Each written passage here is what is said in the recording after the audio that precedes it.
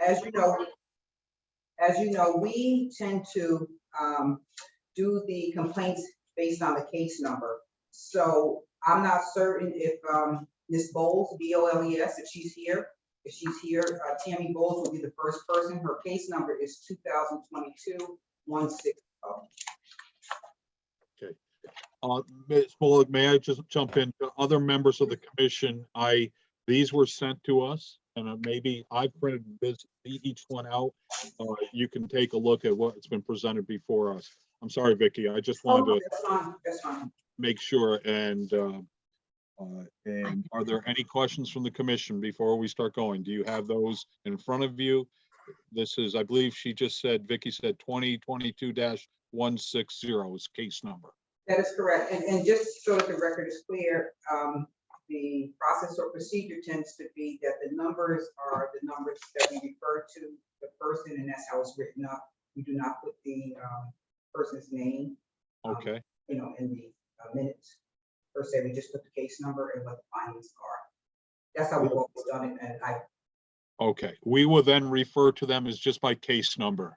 right. And, We have to ask them their name and things of that nature. yes, for the record, I understand. How the record is produced. Yes, that's what I just want to have here. So if 22-160 is not available, the next number that I have sequentially would be 22-172. And I do believe Martin is the next person, and he is here. Good morning. Mr. Grungen, could you put yourself up on the video? Good morning, sir. Good morning. For the record, please, could you identify yourself, spell your last name, and give your business address for the record? Okay, I'm sorry, and that is a typo on the screen in front of you. My name is Martin Grudgen, Grudgen. My business address is 143F Shaker Road in East Long Meadow, Massachusetts, 01028. Okay, thank you, sir. Ms. Bullock, I turn this over to you. Okay, thank you. The first thing that the department is going to do is call our investigator to determine what the department's findings are. Okay. And in this instance, we have Debbie Yancey. Okay, Yancey, thank you. And I just want to say, Shamika Gross is on in case I need to bring up some exhibits for clarity, or the commission needs to see. Okay. Good morning. Good morning. How are you? Good. How are you? I'm well, thanks. Okay, so please, and I'd start out with the investigator, just so that everybody understands the process, because this has to be recorded and done in a certain way. I have to put these questions if you will. So Ms. Yancey, could you please state your name? My name is Debbie Yancey. And spell your last name for the record. Yanosy. Okay, and can you indicate your current business address? 450 Columbus Boulevard, Hartford, Connecticut, 06103. Okay, and can you state your current position with the department? I am a real estate examiner. Okay, and what is your current email address?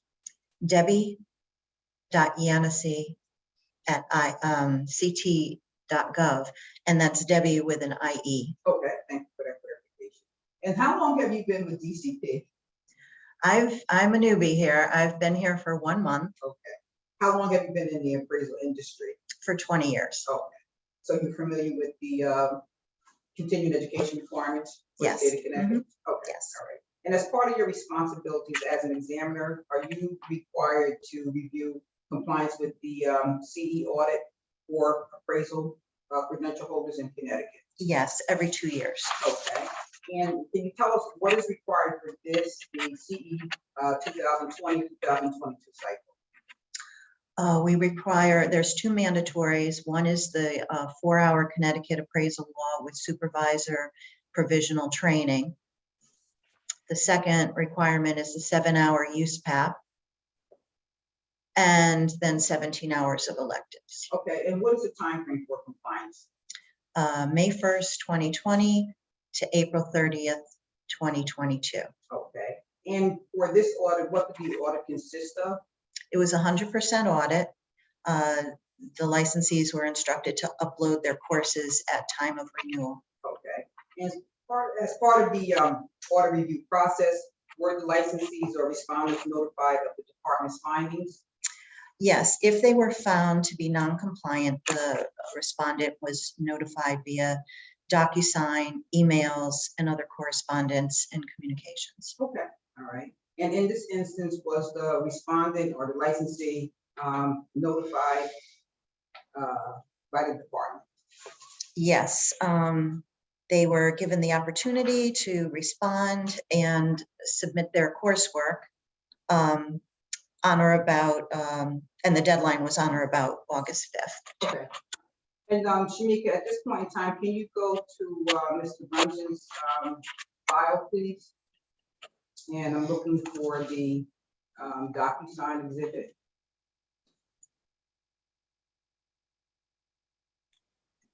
That for me? Oh, yes, I'm talking to the paralegal. She's gonna bring up your file that the department has, and we'll have Okay. to look at it to see. Just a minute. I'm sorry, I didn't hear you. It's coming up. Okay, that's good, thank you.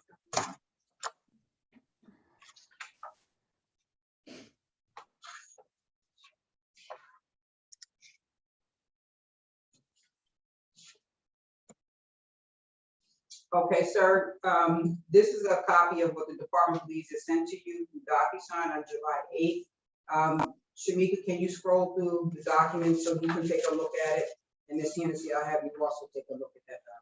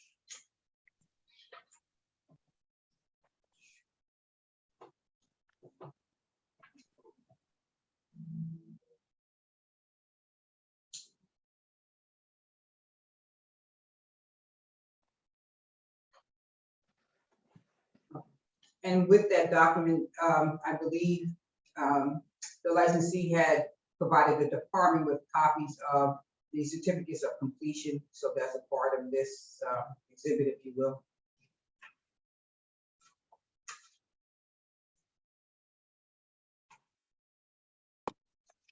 Okay, let me first ask, sir, do you recognize this document as one that was sent to you, DocuSign? I got the document. I see the date of July 8th, but I got certified mail and something happened. I have a PO box, so I did not receive the items till, and I got 2 of them because I could not find my PO box to match where the department in Connecticut sent it to my physical address. So I got 2 packets on the same day, probably early August or mid-August. All right, okay, I'm still gonna enter this as an exhibit. This would be exhibit 1. Is this what the department generally sends out as a DocuSign? Yes. Document, okay. So I'm gonna enter this as exhibit 1. And after the department has sent that, was there another document that was sent out? And I think this is the one that the respondent is referring to, which is the letter of August 23rd. Shamika, would you be so kind as to bring up the letter of August 23rd?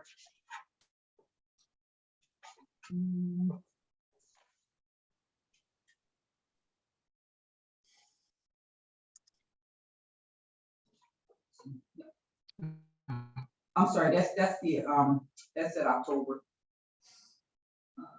8/23. That's correct. Thank you so much.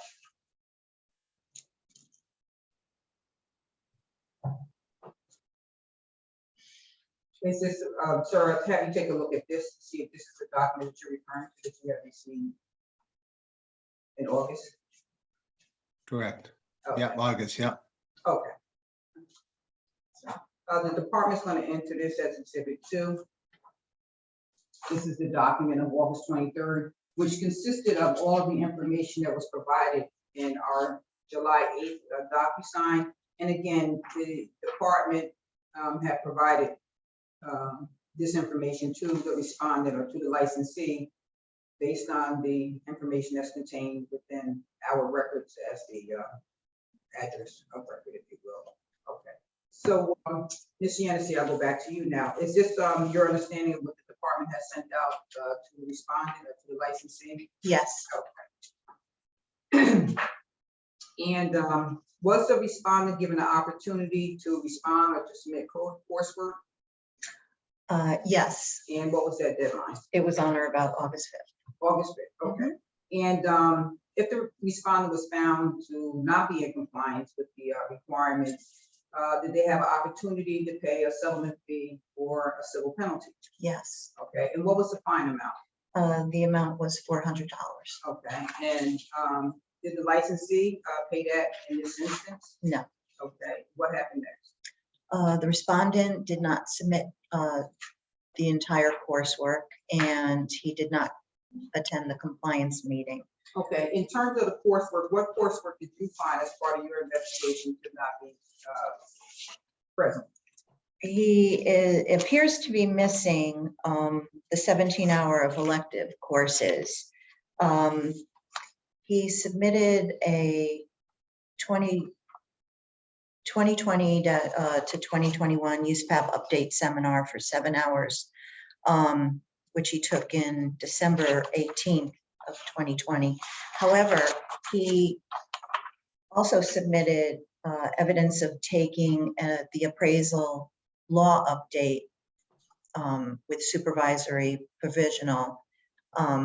But you took it on March 8th, 2020, which would have been, You said our records indicate. You can't tell them what you did. You say our records indicate. sorry. That's okay. Our records indicate. Yeah, our records indicate that it appears you took the class based on this certificate on March 8th, 2020. And that would be prior to the time frame for this cycle. That would have been, yeah, that would have been good for the April 30th, 2020 renewal. And were your records of this investigation or this audit kept on the ordinary course of business? Yes. Okay. And you said there was a compliance meeting. Were you at that compliance meeting? Yes, I was, but Did Mr. Runyon, did he attend? no. Okay. All right. And what is the status of this matter now? Well, my investigation found that the respondent completed the 7-hour USPAP on December 18th, 2020 in his home state of Massachusetts. However, the respondent is missing the 4-hour Connecticut appraisal law with supervisor provisional training, as well as 17 hours of electives. Okay. And as part of your review process, did you look to see the respondent's prior audit history, CE audit history? Yes, I did. And can you tell us? I did not find.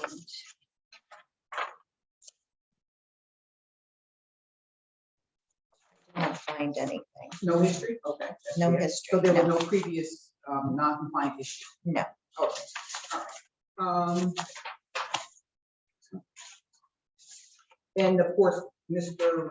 Runyon was made aware of today's proceedings, is that correct? Yes. Okay.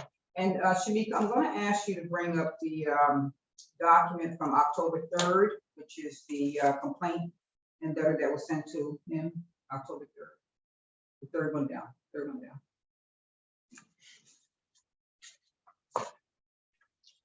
October 3rd, I'm sorry. The third one down. Go up two more. That one, okay, that's one. I'm sorry. Go back if you will, go to the third one, it's that one. I think it's that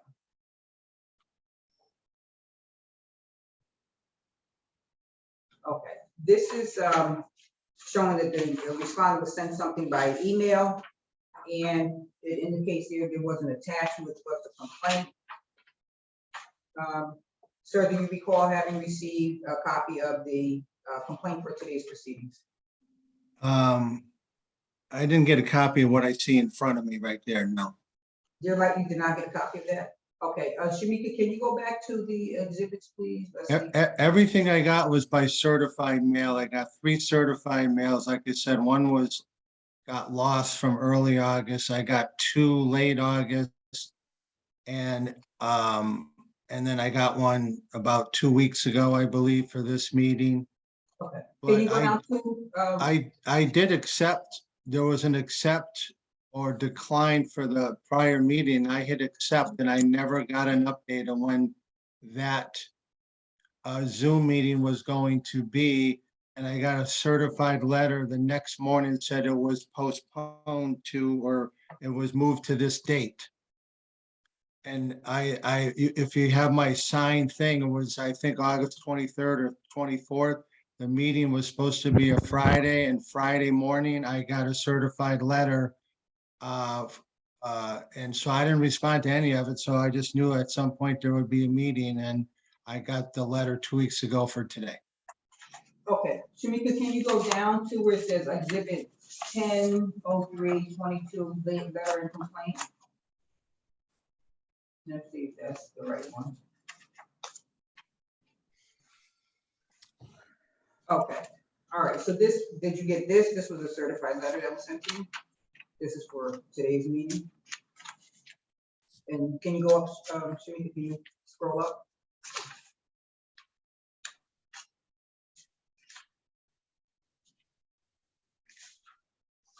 Did you receive this, sir? Yeah, that's what I signed for, yeah. Okay, all right, so I'm gonna enter this into the record as exhibit 3. Yeah, that's for today's meeting there, For yes. today's meeting, correct, all right, okay, all right, so, that's the evidence, if you will, that the department has relative to, this matter. And, we can hear from the respondent about what his, status is with his coursework, and, sir, I'll turn it over to you.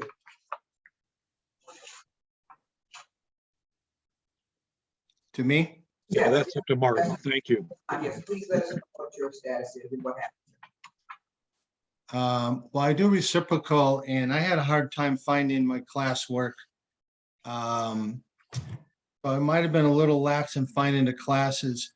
Up here, we take class through JB Academy, and that is Joe Bryce. He's been teaching in Massachusetts for years and years. And when you take the class in person, you get the certificate from him. When you take it online, it goes to, I believe, Hondros. I'm not, it's a continuing ed company that does it online. So something got lost in between Joe Bryce, which I took one in person, and then I took a trainee course with a woman in my office. I have 3 trainees, including one starting in Connecticut soon. And I never found that course from Joe Bryce, and he was not in good health for 10 months and hasn't been able to teach a class. So I could not ever find that class. And so I never uploaded that one. And I do take for granted that I'm reciprocal, so I don't know my status prior to April 30th of 22. And I did pay the fine of $400 too. But that I definitely- When did you pay the fine, sir? What? When did you pay the fine? July, August, I'm not sure. I have a receipt. I don't have it with me, but I have a receipt of it from you guys. Okay, that's fair. We'll go back online. I wasn't certain. Okay, Yeah, that's fair. because we do it online, and I absolutely have a receipt in my office. I'm at my home right now. Okay, so we'll give you credit for that, of course. And I just want to get clarification. I'm not clear. Are you saying that you did take the courses and you're not able to provide certificates because this gentleman is ill? Just that one course, but I'm not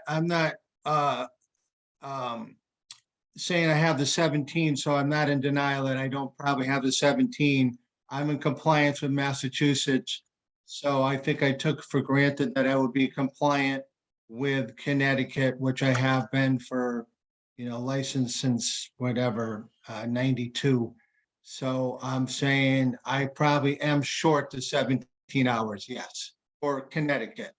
'Cause I'm up to, I just want to be clear, and maybe the commission can make this clearer. If you have taken courses in Massachusetts during the time frame, you can submit those courses as electives. The right. courses that we have And believe me, I have a secretary and I have, like I said, 7 working for me. They're all yelling at me, you gotta find it. Appraisal Institute, you took one there, Hondros, JB Academy, McKissick, and I could not find it. I know I took the trainee course with that one, and I actually called the state, which was hard to do during the pandemic, and saying, do you have a copy of my application, which would have been from 2021? And they were just filling in. There was no access because there was no one really in that office for the last 2 years. I'm not saying they're not there today, but let's say back to March 1st of this year. Do you have my application where I have attached my courses for them? And the woman just said, I'm just answering the phone. I can't help you, but I don't think we can give you back your original application.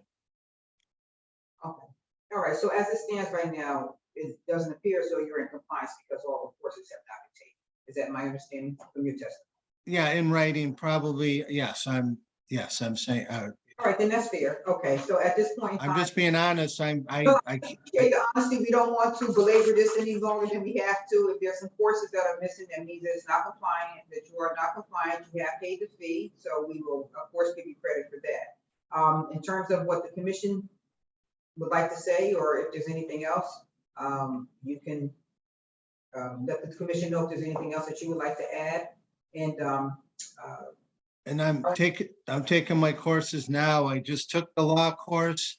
And I just took use prep, the latest use prep, 22, 23.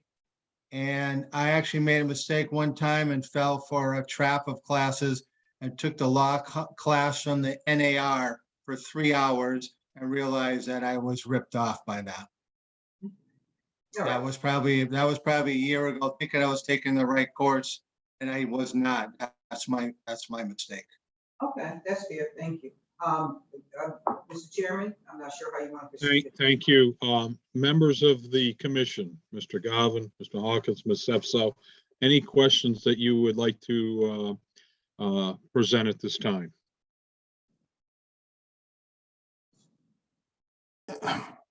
Mr. Gruden, this is John Galvin. So you're saying you didn't retain a copy of your application you submitted to the state of Massachusetts? No. That was in 20, they were for 21. And you said you took a class through the Appraisal Institute, one class through the Appraisal Institute? Yeah, and I don't know what time frame. I've taken more than one from the Appraisal Institute. Are you a member of the Appraisal Institute? I am not. I do it as a guest. Can I jump in with a question here? Is the matter, Mr. Gruden was here and I thought he was appealing his $400 fine. Maybe I'm in error of that understanding. Ms. Bullock, am I correct with that?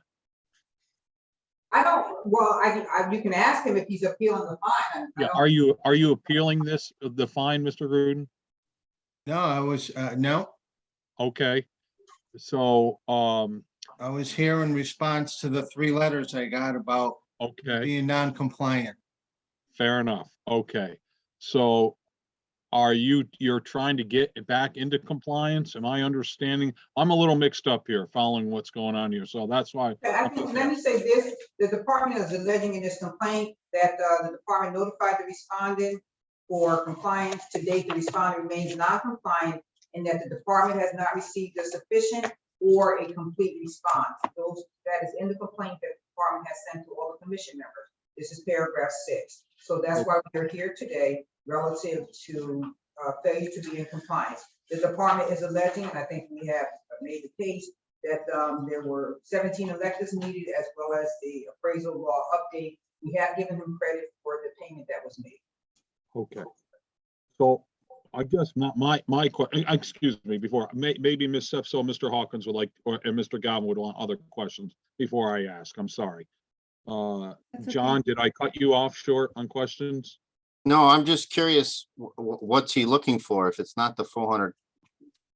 What, you know, So what- whether you're looking for something or not, the department still bring the case before the Okay. commission because he's not in compliance. So whether he's teaching the fine or not, we still have to present the case that. I understand. Well, the letter said I could be possible of suspension or loss of license, or it's like 3. That's why I'm here. Yeah. Begging for that not to happen because I do VA appraisals in Hartford County and soon to Collin County. So that is why I'm here. Okay. Mr. Grudgeon, I'm going to ask a question, and this is Mr. Rasmussen here. When you filled out the application for renewal, there's a spot there that will say on there that you have taken the continuing education credits. And therefore you move forward. How does one explain that you would have affirmed that you've taken these classes when you haven't? Well, I thought I did. I'm still looking for them to this day. I'm, like I said, I know I took the trainee one with Joe Bryce in person, and I have others, and I also think compliant mean I'm reciprocating with Massachusetts, so I was good standing from Massachusetts, and I just bring that forward, and obviously I did that in error. Mr. Green, did you take the Connecticut law class? Well, I just did last week, and only the one from 2020 that she just showed you. Okay, but So I you got 20, and I just took it last week. Okay. And she said that law one didn't go conform to the time frame of 22. It's my fault. I'm not up to speed on the exact time frame. She said December 8th of 2020 does not comply to the 2022 of Connecticut. Okay. Yeah, it's right there, or March. So that one did not comply, and I did not know that. Okay. Did I hear you correctly before saying that you have been licensed in Connecticut here since 1992 or Well, something like that? whenever licensing took place. Okay, so you've held both a Massachusetts and a Connecticut license since that time frame? Yes, and before licensing, my first appraisal was January 1987 in Woodstock, Connecticut. Okay, so you have you've been taking over all these years, like all of us, you've been taking that law class every 2 years? Yeah, All these years. I took it in person one time in East Hartford. Okay. All right. And I also teach, crazy as it sounds, I teach appraising to the Greater Springfield Board of Education for the realtors, for the broker course, pre-pandemic. And I teach appraising classes for the board, and I have a class next week for the board, Greater Board of Springfield for the realtors. Okay. All right. Other members of the commission, are there any questions that you would like to ask? This is John Galvin. Still have a question on that law module. I couldn't see what Debbie was holding up. Was the law module the actual required law module for us? Or was it the one from NAR? I'm confused with this NAR law module you mentioned. No, I didn't, that's not the NAR one. I have the NAR. It's nothing to do with anything. She has the Connecticut law one. And you just took that this past couple of months, 1 week ago. 1 week ago. Connecticut law right here. And sir, could you provide us with a copy of that document? Can you get that document to us? Sure. Okay, thank you. Commissioner Sepso, Commissioner Hawkins, any questions?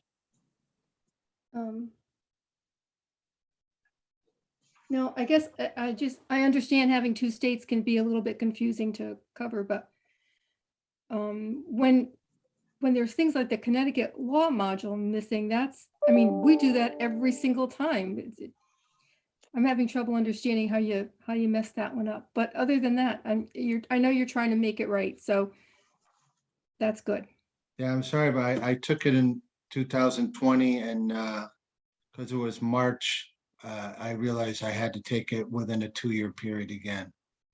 Now, I don't know, the new Connecticut law didn't come out yet, right, Vicky?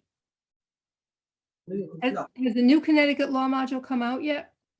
We No. were redoing No. it. Okay, so that's not done yet. So it might be a good, when it does come out, it might be a good idea for you to take it, even though it'll be a duplicate, just so that you have the most recent information. Okay. Jerry, can I ask another quick question here? Certainly, So by all of means. of the 17 hours of electives, how many have you completed that you've actually submitted proof to the state? No proof. Okay, so how many have you completed that you think you can get proof within the next month? That's a good question. I'm not sure. What is the time frame? There's no for time the- frame. I'm just asking it. No. Yeah. What would be the date? That, I'm confused on the date for April 30th, 22. How far back would that go for that cycle? well, For the the 17 hours, that is. the set timeframe is May 1st, 2020 through April 30th, 2022. That All was right, so- the required timeframe. In All right. terms of how much time the commission is going to allow you to come into compliance is their determination. They will determine how much time. Well, you need. I didn't take the law course, so I know that one. So, All right, but that's out of the way now. But what about the other classes? yeah, The I've other been, 17 hours. I'm just asking about the 17 hours. I might only have proof of 7. So you're still 10 hours short. Yes, like I said, I took it, I made a mistake. Being reciprocal would be okay. They fall within a different time frame of my classes for Massachusetts, which is coming up in 23. So I think all the classes I took in Mass were probably 6 months before the date that she just said. Sorry, I don't have her first name. So I thought they were But close. you've been licensed in Massachusetts. I'm looking online right here. You've been licensed in Massachusetts since 93. So you're licensed in Massachusetts and Connecticut, you about the same time frame. So for, all these years you've been doing, you haven't had an issue. You just, I know. And I missed out on a 6-month period and I really am looking for those other courses. Like I said, I took one in person. You have to take it in person here for the trainee manager or trainee certified. all right, so you're still not answering my question then. So I will say. Now, let me I don't have rephrase my question. I don't have the the- proof of the 17. So of the 17 hours, you're saying you took 10 hours and you have proof of those 10 hours, or you're still trying to get the proof of the 10 hours? No, I may have 7 hours. I don't have proof of 10 hours. You may have 7, but you don't necessarily have the proof right now of those 7. Yes, I'm gonna look harder within the time frame you just gave me of the 2-year period. And I've been looking and I have taken courses, so I will continue to look. I don't know what else to say. I don't know what else to say. I got no other questions. Because I actually think when I did for the last Massachusetts, it was just earlier in 20. And for Massachusetts, and I thought it would carry forward all the way around. Commissioner Hawkins, did I hear you try to say something?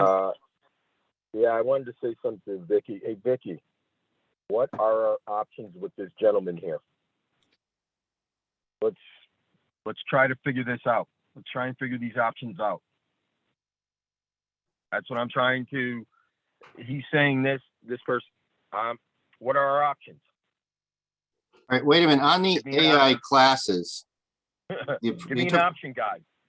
on the appraisal institute classes, you can't log into the system and pull down your, the rest of us. Yeah. And you haven't done that and submitted that to the state? I think that was too early in 20 for that one. Vicky, you're on mute. Vicky, you're on mute. You folks are on mute. We're seeing your lips move, but we don't hear anything. Oh, I am, okay, there. Can There you, we go. Okay. can you hear me? Yes, now we can. Okay, I'm sorry. All right, only one of us can have our monitor on or our computer, our speaker on, so Debbie has hers on. What I was gonna say, in the past, what the commission has done, to be fair, and this is the first person that's coming forward today, is to provide a time frame in which the courses can be completed and to get that information back to us. Now, the amount of courses is 10 hours, as I understand it. He thinks he can get proof of 7. Is that what I understand you say? That you could get proof of 7 hours of completed coursework, you think? Sir? Take the classes now or find the classes in that time frame. Well, I'm not certain. I think you have to have the classes within that time frame. Right. Well, I will look my hardest again. Jackie, she's a expert. Maybe she can tell us. I'm not 100% sure if you can take courses now that will count that time frame. Jackie, can you help us? I don't know. Is she on?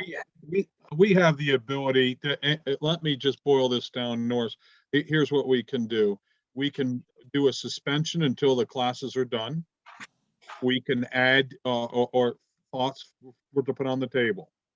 We could then, or give a time frame to have the back classes taken care of, whatever that number is. 7, 10, 17, whatever, to bring up into compliance. Or, I know you could revoke the license, but that's the last case in here. But those are some options on the table, Norris, to answer your question. But that's open to members of the commission. Thank you. I was gonna say, given the fact that, we know that we're gonna be audited in April, so a little bit earlier, and we're gonna have to get our decisions and everything done. I think we're working on a little bit tighter schedule, if you will. So today is the 12th. If this, everything has to be done by the 31st, and then that would be fair to everyone. I think, going forward today, because I don't know what the other situations will be, but I think that would be a sufficient amount of time in which to provide all documentation and or payments for fines. If we just keep everything uniform, everything is due by the 31st, I think that would be a sufficient amount of time to find out. What we can do is to follow up, and I can follow up with Linda. She's just not here today. I can follow up with her in terms of clarifying whether it has to be courses within that time frame or any courses with. So I have to clear. I can get Okay. And sir, just let me ask, if I may, what is your current email address? I want to make sure that we have that on the record, because that is the preferred method of communication at this point in time. So what is your current email address? Martin, MARTIN @martinappraisal.net. Appraisal singular. Martin@martinappraisal.net. Appraisal singular or with an S? Singular. Okay, thank you. Okay, so Martin@martinappraisal.net. Thank you so much for that clarification. Okay, so I just want to make sure. I'll send everything I can. If you send me an email, I'll send everything I can by the 31st. Okay. Members of the commission, this is what has occurred in the past when we've had things like this. An individual who is deficient with CE can take those CE classes now, because there's no way you can make them during that time frame. And therefore, it's within the 2-year window after the time period, and therefore it will meet that criteria. We make it very clear to the individual that when they take, and I'm just going to say use PAP, 7-hour use PAP, you can't, and if that was one of the classes that had to be done, I know he hasn't, but I'm using as an example. Therefore, that class that he took to 7 hours, let's just say he took it on October 12th, cannot be used for the CE for the current cycle we're in. So that's for any of the, whatever deficient hours are, 7, 10, 12, 17, whatever those numbers are.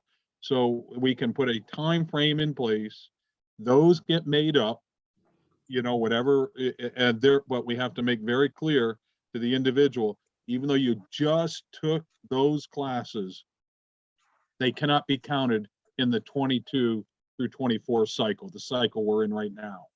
So we have had in the past, someone who did not take use path, or they did not take the Connecticut law class. But you know, I can remember the Connecticut law class. We've had individuals take it in the morning to fulfill their obligation of their past cycle, and then have lunch and take that same class in the afternoon to suffice for the current cycle that they're in. So that's how we've handled it. So if we say you got to take classes, you take them now, but knowing full well you don't get a double dip. You're paying back for what had to be done. Therefore, you know, they don't count in the current cycle here.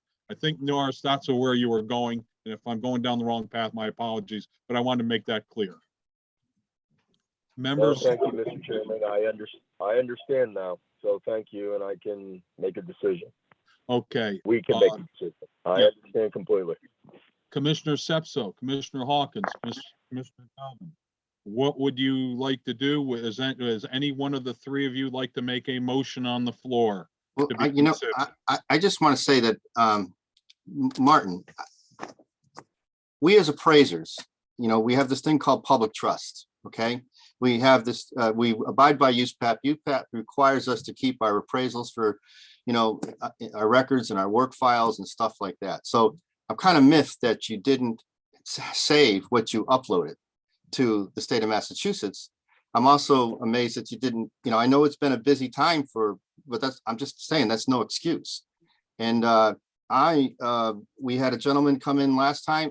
Usually what happens is we are now in October, and you know, this was renewal cycle was in May, you were supposed to be up this. So you've had several months to actually take the 17 hours of electives and get them done. And there are courses offered all of the time because we approve these courses on a regular basis, on a monthly basis. So I'm really disappointed, and I don't find that very professional at all. And so I'm in this case, I'm inclined to this. We're just discussing options, but I'm inclined to making a motion that we suspend his license until he takes the courses. That could be just till next month or the following month or whatever, but that's what I'm inclined in this case. It'd be one thing if you came in here and you said, you know, I've taken all the classes, I made a mistake, or this, that, and everything, I'm sorry, which other people have. That's one thing, but you didn't do that. You have had time this summer to take these classes, and you have not taken these classes. And coming in here and saying that, you know, I tried to get this, I tried to get that. Sorry, you know, you don't submit an appraisal and say, hey, I tried to get the data, I tried to confirm it. You don't say that, you do it. And so this really bothers me. I find this very unprofessional. Thank you. Commissioner Sepso, Commissioner Hawkins. I'm inclined to agree with John. Just because I think that this is pretty bad and it's gone on for quite a while. So I think that the punishment for this needs to be something a little more strenuous than we might normally have done if somebody had only done, you know, something much less than this. I agree with you, John. Commissioner Hawkins, any comments? Affirmative.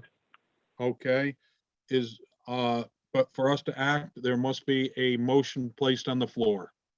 I make a motion that we suspend Mr. Gruden's license until he completes in Connecticut, until he completes the remaining courses that are required to get certified for the last cycle. And then any class that he does take cannot count towards the next cycle, nor can it count towards Massachusetts or any other license in any other state.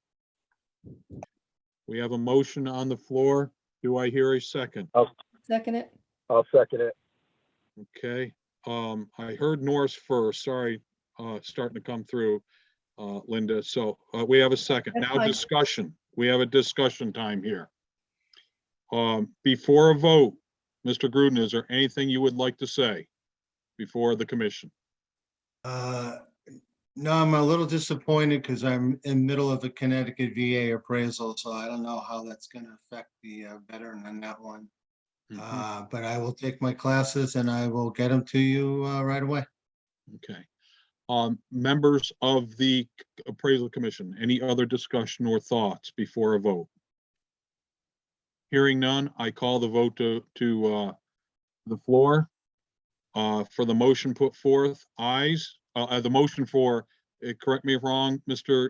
Commissioner Gavin, that it's suspended until the hours are made up. Am I correct with that? I'm paraphrasing it. Correct. And that he can't count those hours for the next cycle, nor can he count them for any other state That is license. correct. Okay. Well, we can only do with our state. You know what I'm saying? I don't know how other states will rule on that, but how we can do it here. Where do I send the data to? Wait on just a moment, Mr. Gruden, I'm please. sorry, I'm sorry. Hearing no other comments, I call the vote to the floor. Ayes, Aye. Aye. Aye. nays, abstentions. Mr. Gruden, so you understand why you don't hear anything from me as the acting chairman. I can only vote by statute if there's a tie, just so you understand. Okay? All right, now, Mr. Gruden, you had a question. Where do I send my data to? Ms. Bullock, All completed coursework should be sent to Debbie.Yancey@ct.gov. Okay, Because it still put it in the system. That was the reason why I had asked her to put her email address on the record. Debbie, can you just state it again? Sure, it's Debbie, DEBBIE .Yanosy, YANOSY @ct.gov. CT. Okay, thank you. all right. Thank you, sir. Okay, so as I understand it, there's a vote been taken? I didn't hear. Yes, it has. Okay, so as I understand it, that the licensee is suspended in Connecticut until such time as he completes all hours required for the 2020 to 2020 CE cycle, and these courses that are taken cannot be used for the upcoming cycle. That is correct. Okay, thank you. Jerry, Thank you. should we have the actual course names included in that? Well, It's his the are- law module and something else? The Commissioner Sepso, the department has the. Okay, courses okay, eligible. thank you. Okay. But the department will say that he has indicated and provided, he showed us visually, that he has completed the law module. Right. So, right. But not, no, that was, he No, he took, said he took it 4 days ago, a few days ago. Sir, oh, when Yeah, did? He did. He completed the law module. When he completed use map, he's got to do it 17 hours elective. But I have a technical procedural question. I'm not sure which way it falls. Now that we've done this, and he submits those hours, who makes the decision that he's completed that? Does he have to come back before the next commission meeting? Do we have to approve that he's completed it? Or is that something that Debbie actually and Vicky can actually make that decision? In the past, John, it's been Vicky or Debbie. Those Okay. It's in the So department. he can get online right now and take a bunch of classes, get that stuff done over the He next could- couple of yeah, days. He could be back up on Friday. If he showed Debbie and Vicky the proof that, the documentation. All right. Thank you. Okay. You're welcome. Thank you for that clarification as well. Thank you. Um, I just want to ask, I'm not certain if he's still on. Sir, can you tell me, what was the date that you had taken the law module? I know you're gonna provide it, but I just want to have the record reflect. He did take the law course, 4-hour law course. I'm not certain. I believe he's gone. Okay, that's fair. All right, thank you so much. You can go back to the record. Okay. Okay, thank you for that. I do see that Ms. Bowles is on, and she was the first person. And so we'll go back to her. She's not late. We had just started with those people that were here, but she was the first person. So her case number is 22-160. And if she's ready, we will proceed. Is Miss Bowles, can you please go on camera if you're able? Are you there? You're on, I believe, on mute as we speak.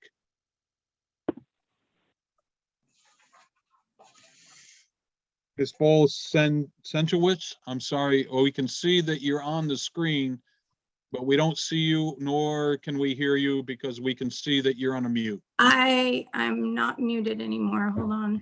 Very Okay. good. Did that Good work? morning. Good Good morning. How are you?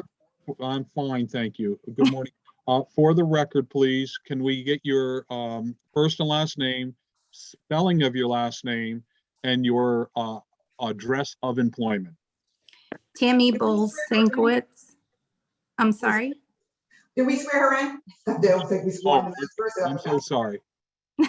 I jumped the thing. Okay, who asked, you do the, Vicky, you do the swearing in? No, you do. You can do it. Or Okay, unless you want me to. You want me to? yeah, please do, please Oh, do. okay. All right. Could you please raise your right hand? Yes. Okay, do you solemnly swear or affirm as the case may be that you will tell the truth, the whole truth, and nothing but the truth, so help you God? Yes. Under the impunity of law. Thank you. Okay. Thank you, Ms. Centrowitz. Again, could you give your first and last name, spelling of your last name, and your address of employment? Tammy Sankowitz. Tammy Bowles Sankowitz, BOLES -SENKEWITCZ. Asset Appraisal, 531 Broad Street, New London, Connecticut, 06320. Very good, thank you. Ms. Bullock, I believe I hand this over to you. Okay, that's fine. Thank you so much.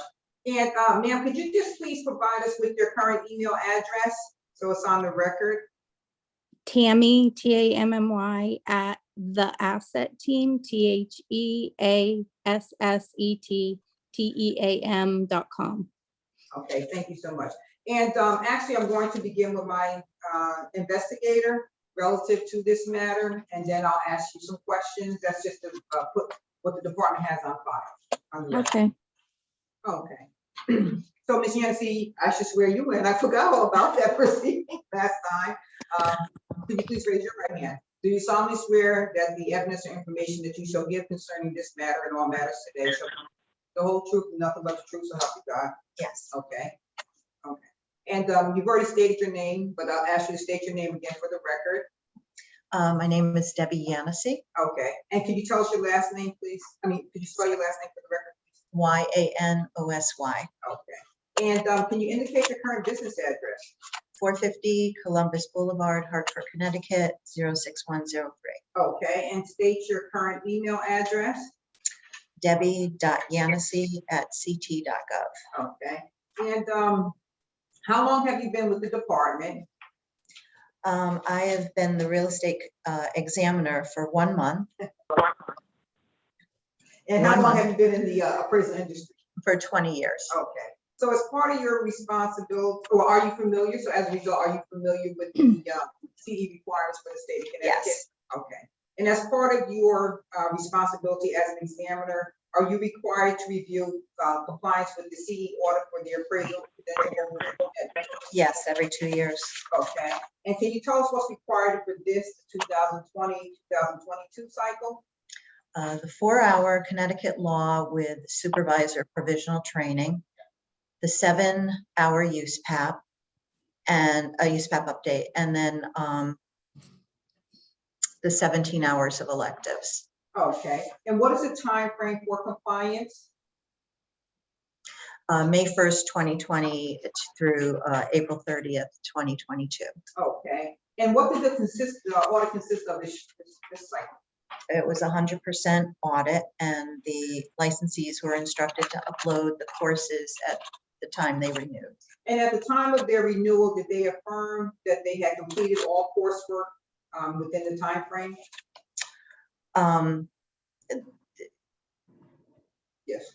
Yes, well, you said they. Well, and they it's- meaning, it's- well, I'm yeah. saying this in general. Yeah, that option is offered. And Tammy, if I may call you Tammy, checked that she completed her education requirements after the 4/30/2022. Okay, all right, that's fair. All right. And did the department notify any of the licensees or respondents of their findings? Yes, if they were found to be non-compliant, they were notified using DocuSign, emails, other correspondence, and communications. Okay, and were the licensees or respondents given an opportunity to admit any or submit any coursework? Yes, And what was that deadline? on or about August 5th, 2022. Okay, and if they were found to not be compliant, did they have an opportunity to pay a settlement fee? Yes, Okay, and what is that fee amount? it is $400. And did the licensee or respondent in this instance pay the fee? No. Okay, what happened next? Respondent waived the compliance meeting and asked to come before the commission to request waiver of civil penalty. Okay, and let me just ask, as part of the department's records, Shamika, would you be so kind as to bring up Miss, I had Bowles down, Miss Bowles' record, please?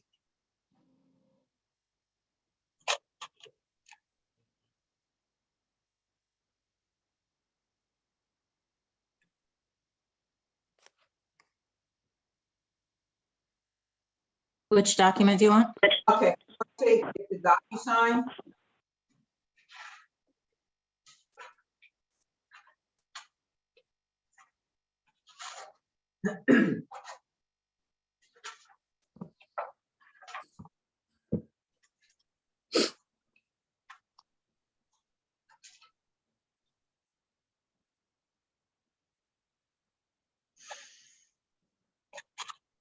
And that was from July 8th.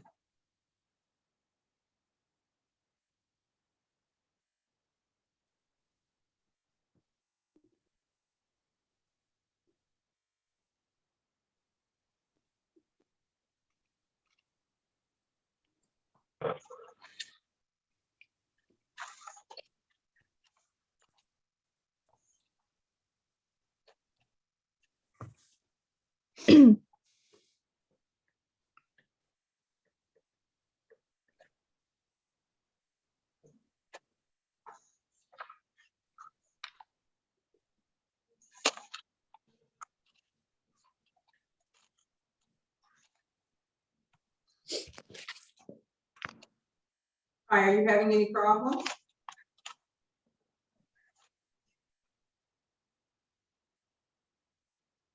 Do you see it? No, it didn't show as of yet. That's what I was asking, are you having, I didn't know if you were having technical. Okay, so now it's. Oh, I'm sorry. That's okay, yep, that's fine. All right, thank you. All right, I so. was here this is, scrolling through on my side. Oh, that's fine. Thank you. Yep, it is up. Ms. Bowles, I'm going to ask you to look at this, if you'd be so kind, to tell us if you recognize this document as what was sent to you. Yes. Going to audit, okay, all right. All right, I'm going to enter this as Exhibit 1, under the Bowles matter. And it appears as though you have indicated that you have completed the continuing education requirements after 4:30. That's on where you are. Go up a little bit, Shamika, please. Where the X is, yep, okay. And you had indicated that you wish to contest the settlement payment. Is that correct, Ms. Bowles? Correct. Okay, and that's the reason why we're here. And now back to Ms. Yancey. Ms. Yancey, was this a part of the department's records? Yes, Okay. And were these records kept during the ordinary course of business? yes. Okay, all right. So I'm going to ask that this, like I said, be admitted as Exhibit 1. And then the next thing was, because she had indicated that she was interested in coming before the commission to state her case, if you will, the department just sent her the complaint. And Shamika, I'm going to ask if you could bring up a copy of the legal cover letter of September 20th. I believe that's the.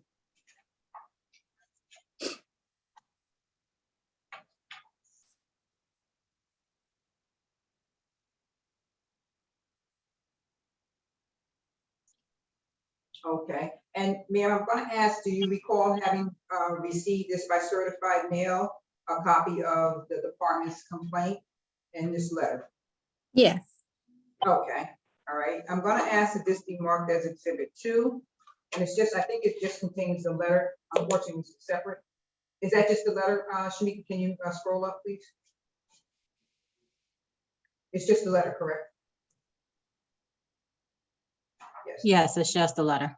All right, so I believe the appraisal complaint is exhibit 3, or I would like to use that as exhibit 3. That's the actual complaint that accompanied the letter.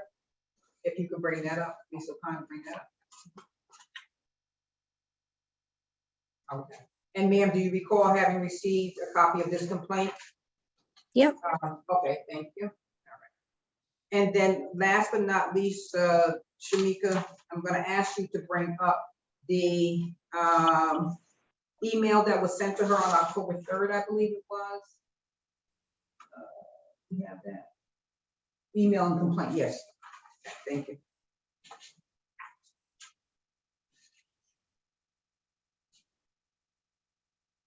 Okay, ma'am, do you recall having received a copy of this email with the complaint as well? I believe so. I don't really remember that one, but I'm here, so I guess I Okay. received it. So I'm gonna offer this as, what will this be, exhibit 4? I'm gonna offer this as exhibit 4 and to the record. And were there, thank you, ma'am. Ms. Yancey, was there any other communications to your knowledge that the department has sent relative to this matter? Well. No. No, No. no, other than the DocuSigns, the emails, and your Your other, other, right, Yep. your Okay, exhibits 1 through 4. All right, thank you so much. And because she had waived the compliance meeting, can you just tell us what was the what's the status of this matter? Well, she waived the compliance meeting and wanted to sit before the board to discuss her circumstances for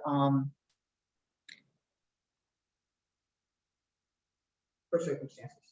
right. I don't Okay. understand could what I- you mean by a compliance meeting. What am I missing? Well, you didn't miss anything. The DocuSign that you had provided to the department, you had indicated that you wanted to come before the board. Generally, as part of the procedures, the department is required to offer a compliance meeting. But because you had indicated you wanted to come before the board, you went straight to the board as opposed to having the internal meeting that would be a part of the procedures. That's all. There's nothing wrong, doing anything wrong, because you had indicated in your DocuSign, I have completed my continuing education courses and wish to contest the settlement payment. What happens is, it says here, you had to attach your certificates, which you did, and you indicated that you wanted to come before the board. So as a result, the board has to make the determination as to whether or not your settlement payment has to be made or not. I can't do that, so that's why we don't have the compliance meeting. We skip that part because I don't have the authority to do that, and that's why you're here today before the board, because of the statement that you have requested. Okay. Okay, all right. Do you recall having said I completed my continuing education and wish to contest the settlement payment? Yes. Okay. Well, I was trying to avoid such a steep fee for making a mistake is basically why I'm here. I mean, Okay. I'm fully compliant within, a couple days after I was notified. So I don't know. Okay, that's fair. We can hear from you at this time. Okay. We can hear from you, but before we hear from you, I'll give you your opportunity. I just want to finish up with Ms. Yancey, if I may. Did you look at the complaint? Did you look at her CE history? Yes, I did. Okay, and tell And us what you found. I found no prior audit history. Okay. All right, so she had no previous No. lateness or anything of that nature? No. Okay, so that's a good thing. I have no further questions from the department. At this time, ma'am, the floor is yours. You can explain your position and why it is that you wish to have the board consider waiving your fee. So basically I completed all of my continuing ed by April 5th and submitted everything in a timely manner. But what I did make a mistake on is apparently I missed a required course of 4 hours. I did 28 hours, and when I marked the box saying, did I complete 28 hours? I did, but apparently I didn't do the correct 28 hours. So now I've done 32 hours as soon as I was notified. And I think, you know, yeah, I made a mistake and I understand there could be a penalty for that, but I think $400 is a little much for someone who, I've been doing this for 20 years and I've always complied, and I should have known better. I don't know why I missed that class. Honestly, I was just trying to get it done, and I'm human. I don't know. I don't know what else to say other than as soon as I was notified, I took care of it. And I also hold a real estate broker's license and I comply with everything I'm supposed to, and it actually upsets me when I don't. So I'm here. That's all Okay, I thank can say.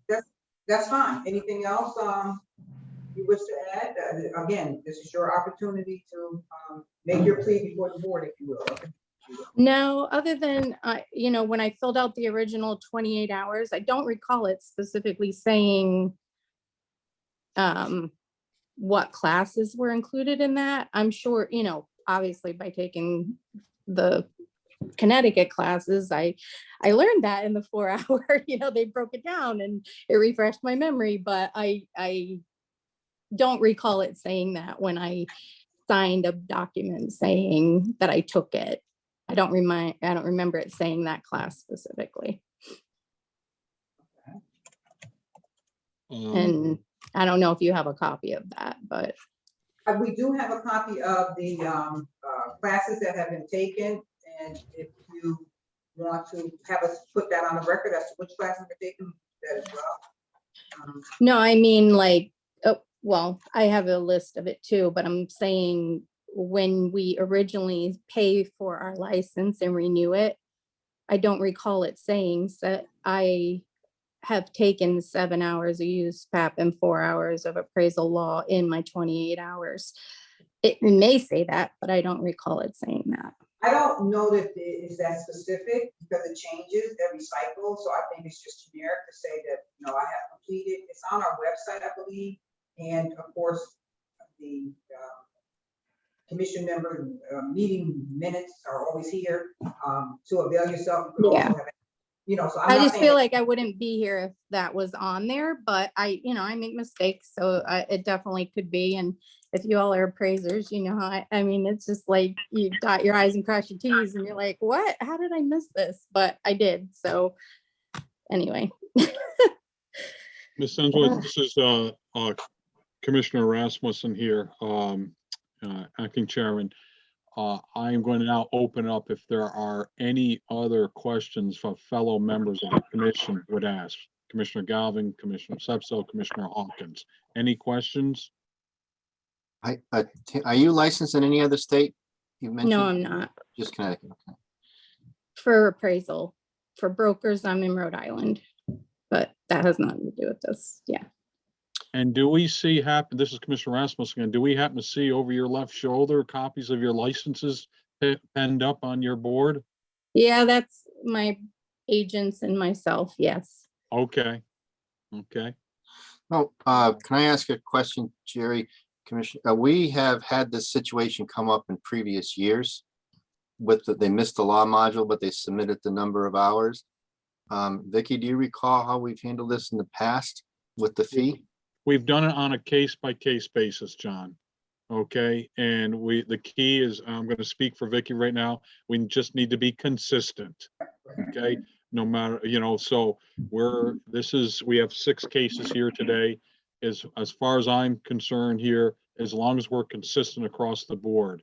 What may have happened in the past, we always had moving parts, if you know what I'm saying. So what would be the options here? We have anything from waiving it to reducing the fee to suspension. We have, and correct me if I'm wrong, Vicky, I believe everything is on the table here on those type of things. Again, you guys are the ability to craft, if you will, a solution, a resolution, a recommendation, and as long as you're consistent across the board, it's fine. Yeah. Does that answer your question, John? That answers my question. I'm just not sure which direction we should go in, but I don't have any more questions for. Okay, Commissioner Sepso, Commissioner Hawkins, are there any? I want to give you the opportunity before we go back to Ms. Senkowitz. Questions, okay? Well, I just think, as you said before, we need to be consistent on this. This is a class that everybody takes every single time, so. Okay. Norris, I saw your light up, but then I didn't hear you. I didn't want to cut you off. I'm so sorry. No, I'm good. Okay. I just want to say one thing relative to prior history. I did have the investigator check to see if there had been any other prior histories, and she had indicated no, but I had her check again. And what do you? I don't see a Connecticut law for the previous cycle. Ms. Senkowitz, do you recall taking the Connecticut law class, or was this something that you overlooked and just happened to be caught on this audit this time through? No, actually, I had submitted the one that I did for 2020. The first time I was asked about it via email, and they said, no, that's not the right one. And then I took the class and submitted the new one. Okay. Thank you for that clarification. Thank you. Ms. Senkowitz, when you took the class, when you got noticed, who did you take it from in such short notice? Do you recall? Yeah, hold on. I got my papers right here.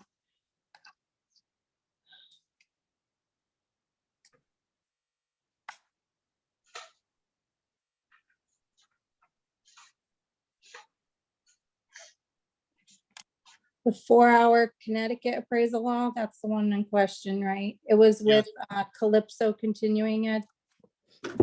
Okay. And that you did that online, or was that a virtual class where you saw the instructor and so It was forth? online. Okay, fair enough. All right. Well, I understand that sometimes things happen, and as much as you try to be on top of things, some things we do overlook. I'm licensed in a lot of states, and I slipped on a banana peel once as well. So I hear you. Jerry, quick question. If regardless of whether we reduce the fine or the fine, in a situation like this, because she was fined, does she get reported to the National Registry? I mean, the previous guy would, but will she get reported just because of the fine? Yes, it's considered a disciplinary action. Anytime Yes. the fine amount is paid, we, as a department, as a state of Connecticut, we are required to report that. So yes, it will be reported to the National Registry. Okay. So I can't handle provisionals. No. Sure, Well, we'll see what happens here in a couple moments here. Okay. So you can see where members of the commission, there are so many things involved here. So to boil it into a nutshell, if she could still be holding, if whatever we say and she complies with it, she can still be a supervisor unless we said she couldn't, and so forth. It seems like she was notified as soon as she realized there was a boo-boo. She went and addressed it, pretty quick, because now we're being told it was done on April 5th. Am I correct on that? No, that was when all my original classes were completed, and I was notified in July about Okay. the audit, the result of the audit, and I took this class.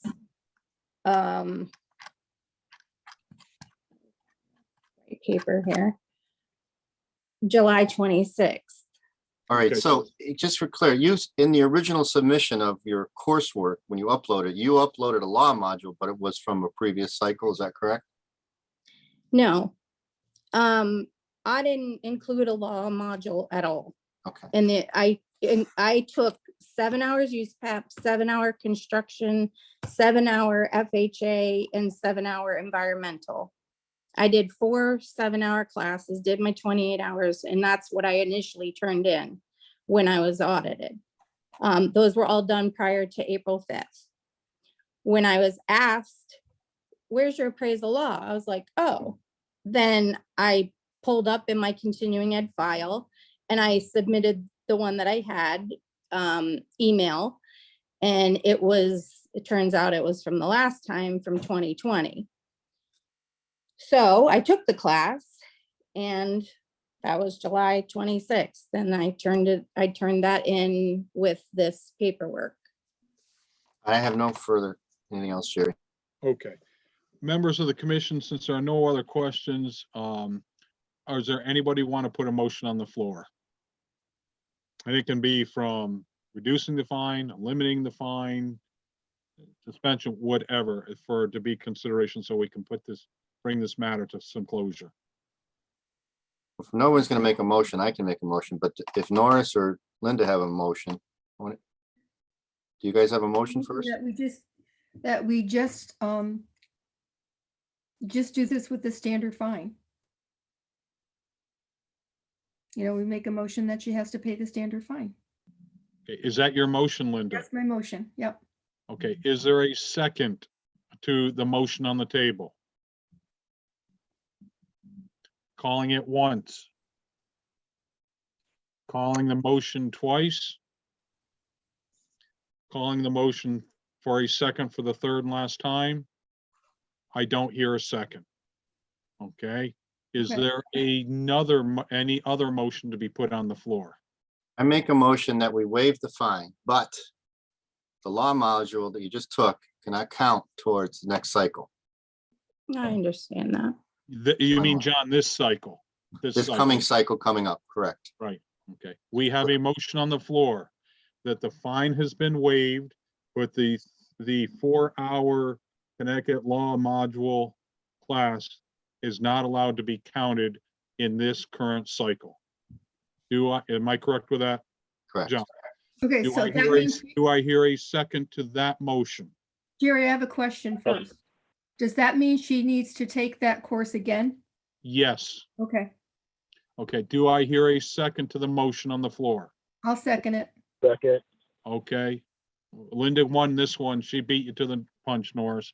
Okay, now Okay. discussion or questions. Linda just had, I think we clarified that. Are there any other questions among commission members? Hearing none, I will call this then the motion on the floor to waive the fine and that the Connecticut law class that was just taken in July not be allowed to be counted as part of the current cycle. Do I hear ayes to the motion? Aye. aye. Linda? Yeah, I said aye, yes. Okay, I didn't hear it. Didn't come out. Okay, ayes. Then it's unanimous and therefore the fine has been waived. Okay, Okay, so just so the record is clear, as I understand it, the $400 fine is waived and that the 4-hour Connecticut law course cannot be allowed to be counted towards this cycle. that is correct. Okay, thank you for the clarification. Thank you. Thank you for your time, Ms. Sankowitz, and things happen. I appreciate your candor, your honesty in addressing it, and I'm sure it will never happen again. I'm pretty sure it won't. Okay, thank you. Have a good day. Thank you. You too. Thank you. Okay, thank you so much, ma'am. I appreciate your time. Thank you. Okay, thank you. All right. Attorney Bullock, I believe the floor is back to yours in your order. I'll wait, Okay. I'll wait for you to grab the file. I know you gotta go from one file to Yep, the other. thank you. At this time, the next case number would be 22-184, Judith McIntyre, I believe. It's our next person, who I believe she's been patiently waiting, so we would have her next. Okay, good Good morning. Ms. McIntyre, can you please, okay, you're on mute. Do you have the ability to be on camera? I should, but I don't know why I cannot get on it. Okay, we'll keep moving forward, okay? But when you're able to do so, please do. Vicky, I'm gonna ask for you to swear, because I don't have the verbiage here for you to swear to a Okay, test. that's and so- fair. Oh, I I'm see here. her. Okay, thank you, ma'am. I can see you now. Thank you so much. Okay. Hi, good morning. I'm gonna ask you to raise your right hand. And do you swear or affirm, as the case may be, that the testimony that you shall give shall be the truth, the whole truth, and nothing but the truth, so help you God? Yes, I do. Okay, under the pains and penalty of perjury. Okay, all right. And let me ask you to begin by stating your name and spelling your last name for the record. Judith McIntyre, McIntyre. Okay. And I'm going to start with, as procedure is, we start with the investigator to tell us what she has found, and then we will come to you to ask you some specific questions. Excuse me, Vicky, one thing. Can we please get the work address for Ms. McIntyre for the record? Oh, I can do that now. Yes, Ms. McIntyre, would you please provide your business address? 7028 Maidstone Drive, Port St. Lucie, Florida. That's my Okay. residence. Okay, tell us your zip code, just in case we have to write it to you. 34986. Okay, all right, thank you. All right, and we will come back to her in a few minutes. Okay, all right, so I'm gonna go to my investigator now, if I may, and ask a few questions. And I just ask the same basic questions so that the record is complete. Okay, so could you please state your name? My Judith name is, Oh.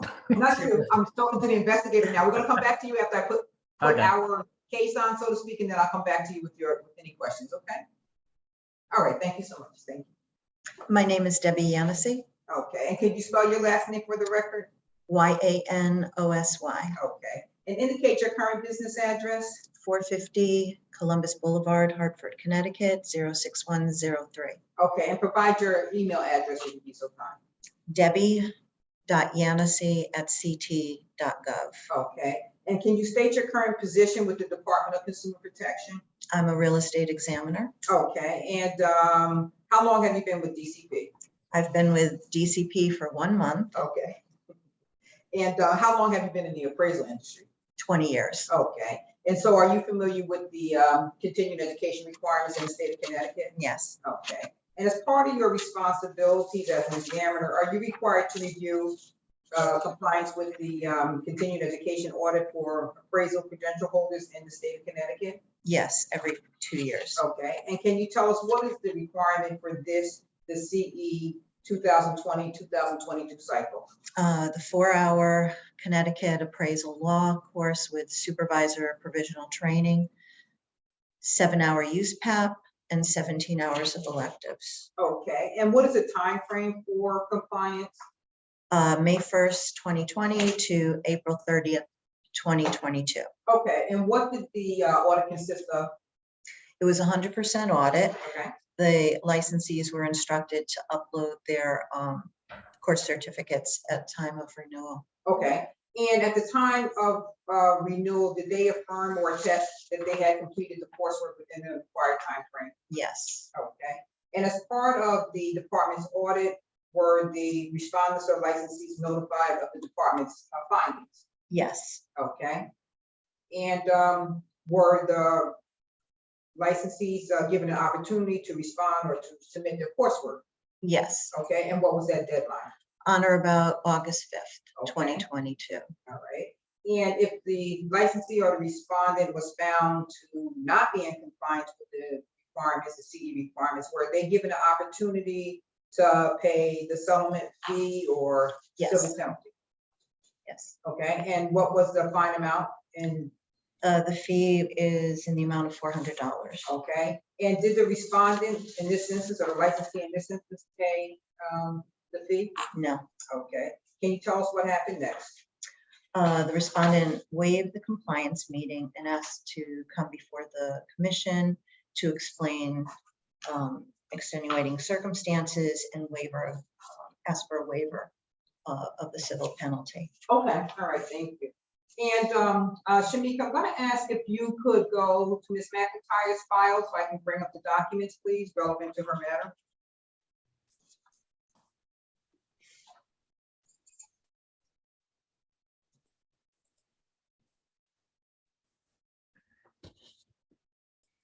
Okay, and I think the first thing that I would have is a DCP packet. Yeah, thank you. She's on point here this morning. Thank you.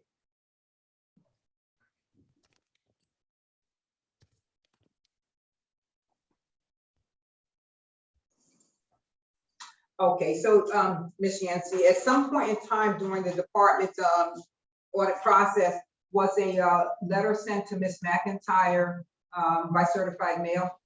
Yes, Okay, and with that letter was that, did the department ask or inquire as to what had happened in her situation, or did we tell her that we believe she was not in compliance?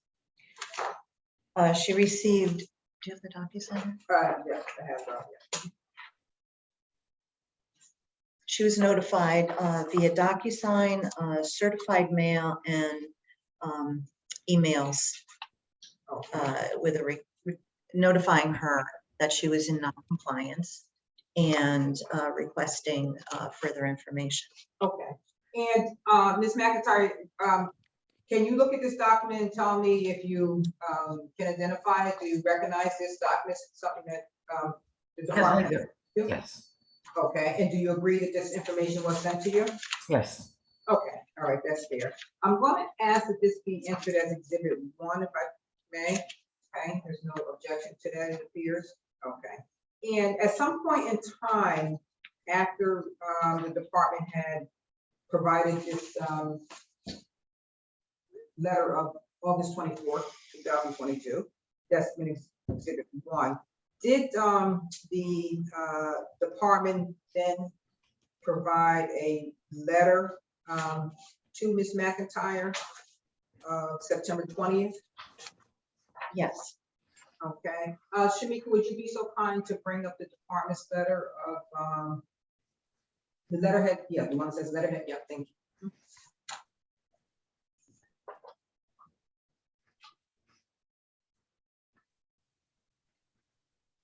Okay, Ms. McIntyre, do you recall having received this letter? Yes, I do. Okay.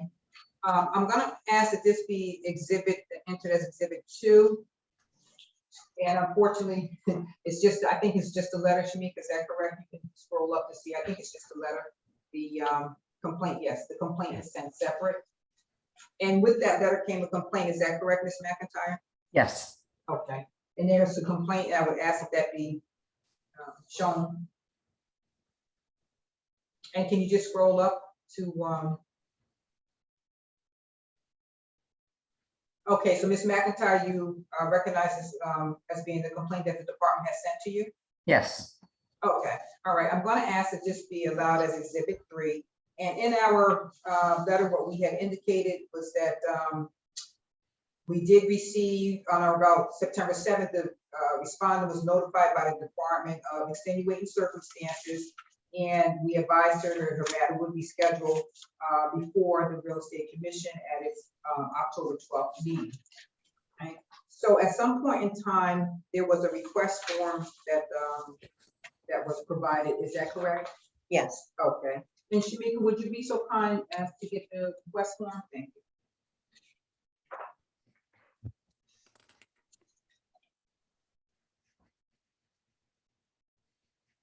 And, hi, Ms. McIntyre, do you recognize this document that's on the screen now? I do. And can you tell us what it is? It is my response to my extenuating circumstances, why I did not get my classes done in time. Okay. I think I was late with one class. Okay, all right, so I'm gonna offer this as Exhibit 4, and of course, Ms. McIntyre, you have an opportunity to explain your extenuating circumstances. I just want to get the information into the record. Okay. All right, thank you.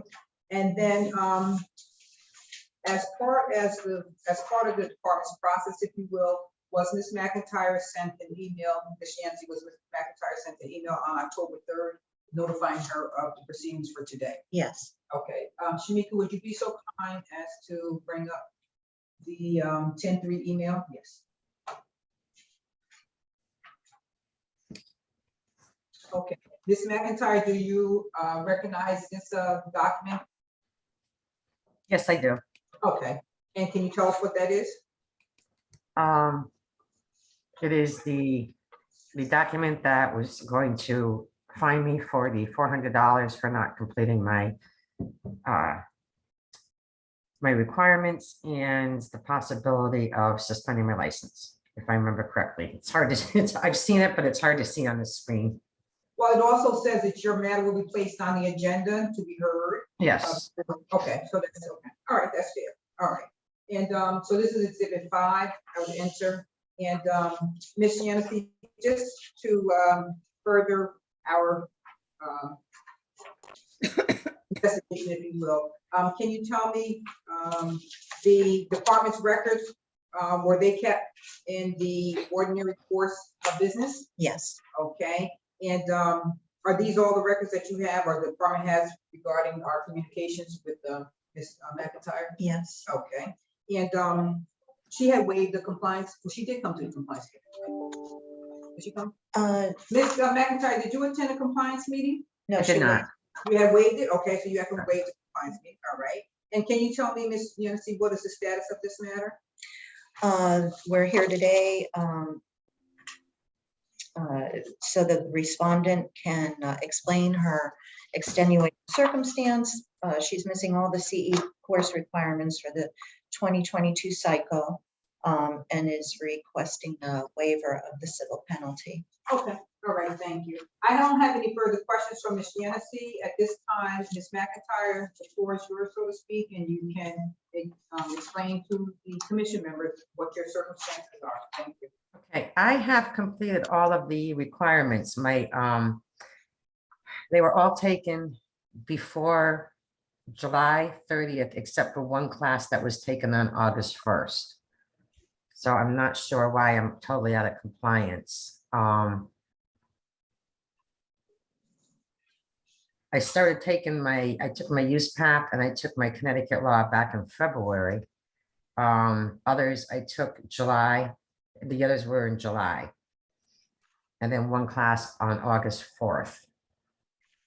And let me ask, did you provide the department with copies of the courses that you had completed, the coursework that you had completed? I think I uploaded them. I'm not 100% sure. It's been a little while. Okay. We're looking at our records. That's, I think that might be why there was some miscommunication, if you will. We're looking at our records to see if that information has been uploaded or if we have it in our system. And if not, you can provide it if you believe that you have taken some courses. We would allow you to provide those, of course, and continue on with your situation if you'd be so kind. Okay. Okay, so what else would you like the commission members to know? I started back in February and I had a slew of family issues with my mom. Taking her to tour home, had COVID, fell twice, had to go to the hospital, had to sell her house. My sister got sick and died, and she got sick in July and passed away. Well, actually, she got sick in June. I was back and forth from Connecticut to Florida trying to sell my mom's house, trying to get my sister moved out, and move my sister back and forth. It was just, my mind was not there. And I kept thinking, well, I can get these classes done, I can get them done. And I got most of them done except for that one after the 30th. So. Okay. Is there anything else that you would like the commission, it appears as though the courses are uploaded. I don't know if you need to know what courses are, commission members, if you need to put that on the record or not, I can certainly do so, or if not, then let me know. All right, so they are or are not uploaded? They are, Oh, yes, they okay. are. Yes. So what do I need to do? Well, the commission members are going to decide relative to the course that you did not complete. What was the course that you said you had not completed? It was an elective course that I took on August 1st, and it was,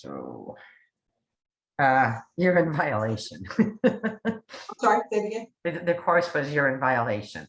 Oh, okay. Okay. Okay. You're in violation. All right. So that's the course you took on August. Okay. All right. I have no further questions for the investigator. I'm not sure if the commission has any questions. Thank you. Thank you, Vicky. I'm opening it up to commission members Galvin, Sepso, and Hawkins. Do you have any questions for Ms. McIntyre? Ms. McIntyre, this is John Galvin. First, I'm sorry for the loss of your sister. Thank you. We now have all the certificates uploaded, so she's proven that she's taken everything. Is that correct, Debbie? Yes, except the one that she's referring to that she took in August, August 1st. And that will bring her in terms of the hours, but she took the USPAP and the law module before the April 30th, correct? I believe so. I'm just trying to get back to her. Those two, screen. yes, those two were taken in February. All right, I have no further questions. Commissioner Sepso, Commissioner Hawkins, any questions? No, I certainly, I think that given the incidences that she needed to go through, she certainly has good reason for missing one class, so. Okay. Mr. Hawkins? Okay. Is there anyone who wants from the commission to put a motion on the table for consideration? I make a motion that we waive the fine as long as she's proven that she's taken all the classes have been submitted to Debbie. Okay. I'll second it. All right, we have a motion by John and Commissioner Galvin and a second by Commissioner Sepso. Discussion, comments, or questions amongst the commission members. Any questions, thoughts, comments? Hearing none, then I will call this motion to a vote to waive the fine as presented here by Commissioner Galvin and seconded by Commissioner Sepso. Ayes? Aye. Aye. I assume Linda as well. Aye. Yes, aye. They're very good. Thank you. Then this matter is passed. The fine has been waived. Okay, and just so that the record is clear, I just want to reiterate that the waiver of the fine, as long as the documentation is provided to the satisfaction of the department. Thank you. So, Ms. McIntyre, is it possible, I'm not certain if you had submitted the February, I'm sorry, the August course, the one in your violation, have you submitted that to the department as of yet? I thought I did, but I will go in and check. Okay, After we that's have clear. the All right, and we will be in communication, but the commission has spoken, so I think you're all set. Okay. Thank you for your time. Thank you so much. Thank you very much. I appreciate it. Very Thank good. you, and I appreciate your time and patience. Thank you. Okay. Okay. Okay, I was gonna say your honors, I guess your honors. Okay, the next matter that the department has is case 222-189. Aiken Muller, I believe it is. Okay, he's here, he's on the screen. Thank you, hi, good afternoon. Good morning, everyone. Morning, sir, I guess it's morning. Good morning, sir. Good morning. Could you please raise your right hand? Vicky, I'll give it a shot here, okay? Okay, go ahead. You swear to tell the truth, the whole truth, and nothing but the truth on this matter before us. I do. Could you please, for the record, give your name, spelling of your last name, your business address, and your most current email? Okay. My name is Adrian Muller. Last name Muller. I'm at 37 Montrose Station Road, Portland Manor, New York, 10567. And my email address is amuller@hudsonview.net. Thank you. I would turn this over to Attorney Bullock. Okay, thank you. I'm gonna begin, as I always do, with my investigator in this matter, examiner in this matter, Debbie Yancey, and I'll begin with my questions for her and then ask Mr. Muller questions as we go along. Okay. Ms. Yancey, could you please just state your name? Debbie Yancey, Okay, and spell your last name for the record? Yanosy, Okay, and can you indicate your current business address? 450 Columbus Boulevard, Hartford, Connecticut, 06103. Okay, and can you state your current position with the department?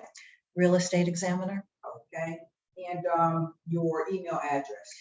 debbie.yancey@ct.gov. Okay, and how long have you been with the Department of Consumer Protection?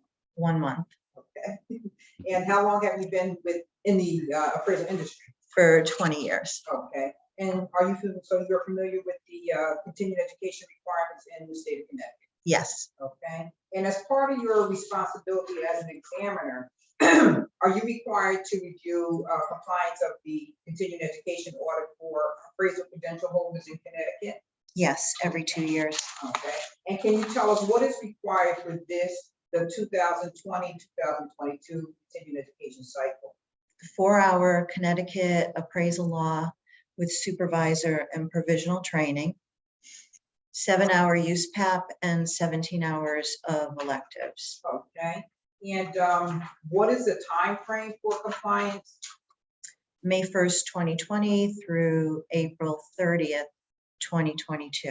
Okay, and what did the audit consist of in this matter? It was 100% audit. They were, the licensees were instructed to upload their course certificates at time of renewal.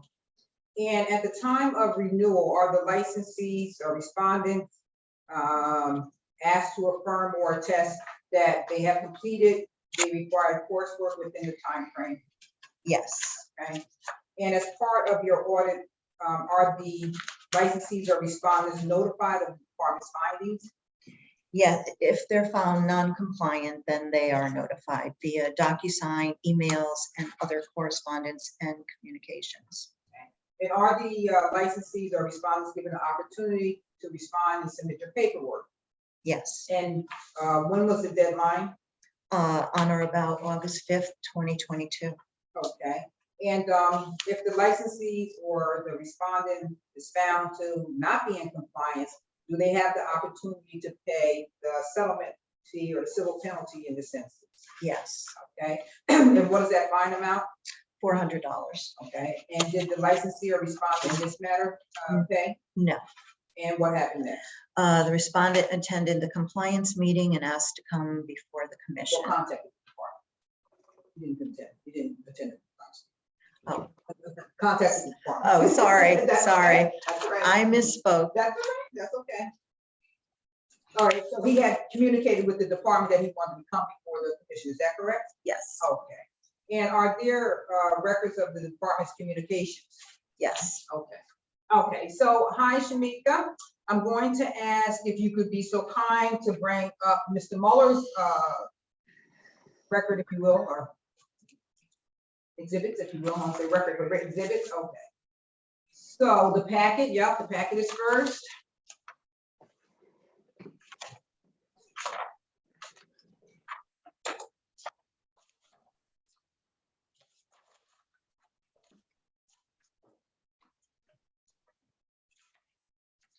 Okay, and the department has sent a letter on August 24th, did it not? Yes, Okay, and as part of that record, we had indicated that we had sent previous communications, is that correct? yes. Okay, and before I go into this even further, Mr. Muller, you're on the call, if you will. Do you recognize this document? Yeah, I submitted that document to you. Okay, and is that your, My handwriting, my underlining, my circle, yeah. yes, okay. Shamika, can you scroll, please, be so kind? Thank you. And sir, did you, as part of the packet that you sent to the department, did you include this postal service notice? That's correct. Okay, and Shamika, can you go to the next page, if you will?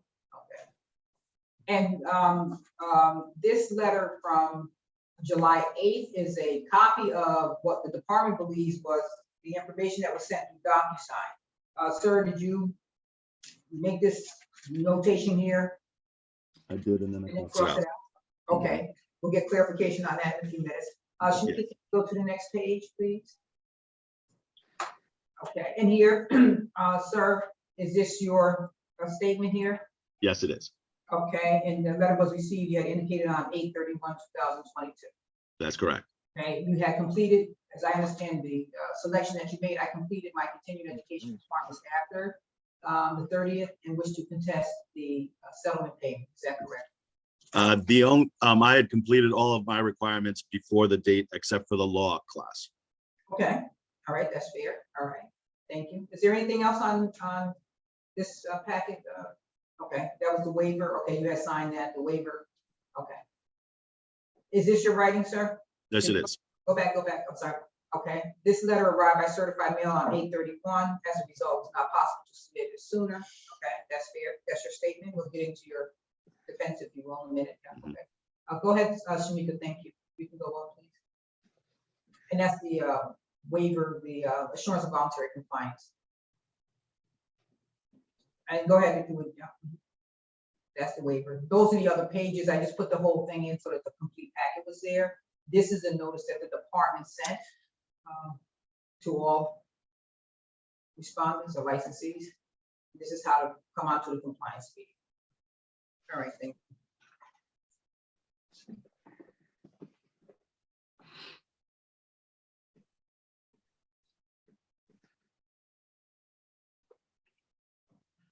Give me some water. Is that the end of it, Shamika? Is that all there is on this packet? Yes. Okay, thank you. All right. And as part of the department's communications, did we receive copies of the courses that were taken by Mr. Mueller? Ms. Anderson? Yes. Yes. Okay, all right. Shamika, can you find, was this courses? Yeah, thank you.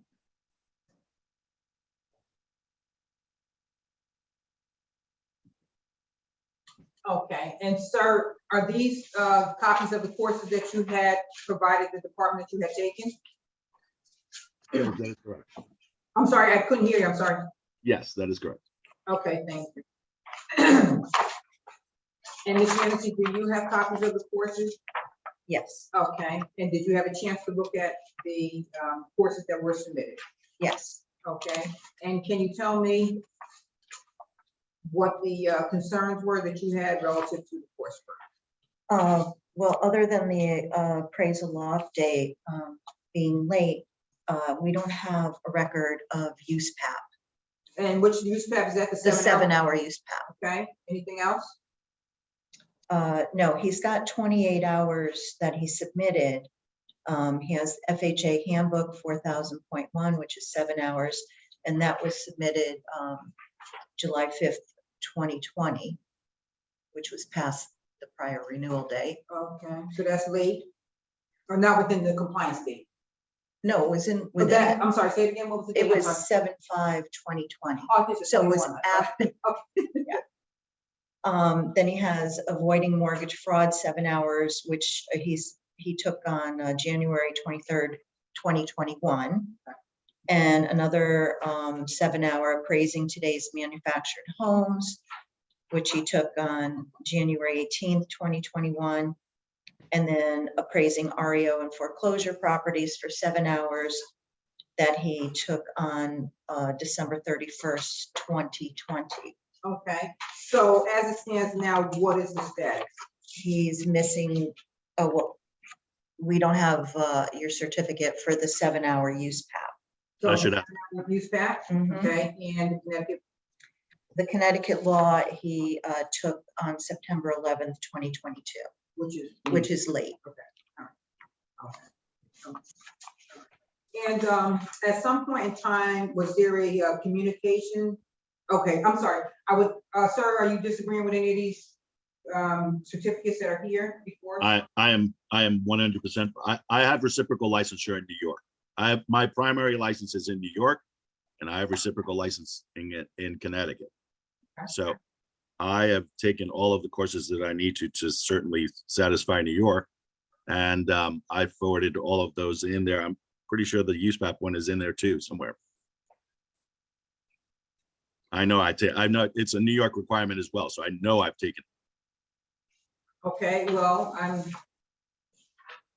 looking at what I believe was, I printed out what I believe was sent to me. If you have the USPAP course, the department's always welcome to take new Sounds good. information, documentation. Please, I would ask that you resubmit it. I don't see it. Can you look again?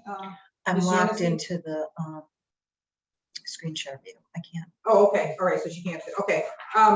Shamika, can you go through this, let's just see if the use PAP is here. I want to make sure that I didn't over. Oh, okay. I got out of it.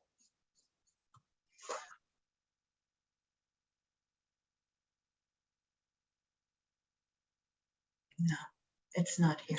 Okay, so what I did, sir, is your, and the commission can step in as well, because all of your documentation went straight to the commission. There was no alteration. It just went from, when you sent it in to me yesterday, we just forwarded that to the commission members as part of your evidence or as part of your documentation.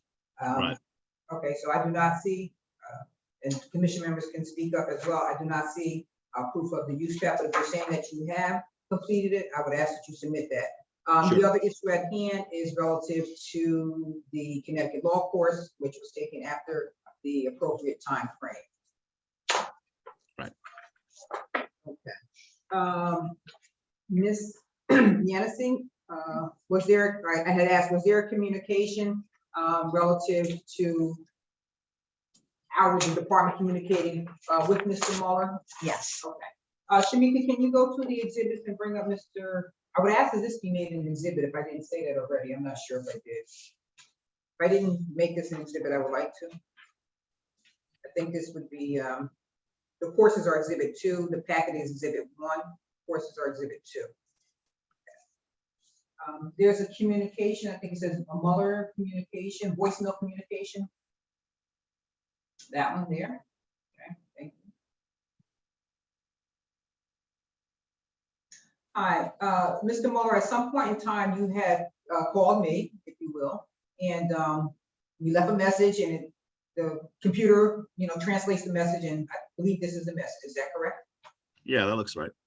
Okay, all right. I would ask that this be entered into an exhibit. It was a message from September 13th, 2022 at 2:29 p.m. Is that your phone number, sir? Or the It phone is. number? Okay, thank you.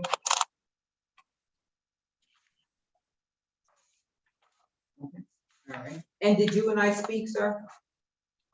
Yes, on the 16th.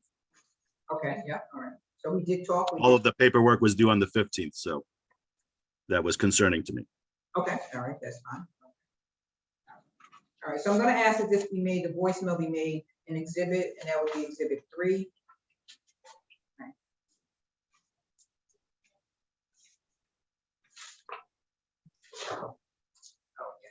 And then, Ms. Yancey, as part of the department's investigation, were these records kept in the ordinary course of business? Yes. Okay. And was there a letter sent to the respondent about today's proceedings? Yes. Okay. Shamika, would you be so kind as to go back to Mr. Mueller's file? And I'm looking for the letter of 9/20. I believe it's appraisal letterhead. I think it's for appraisal letterhead. The PDF, yep, that one. I think it's that one. I think. We'll see.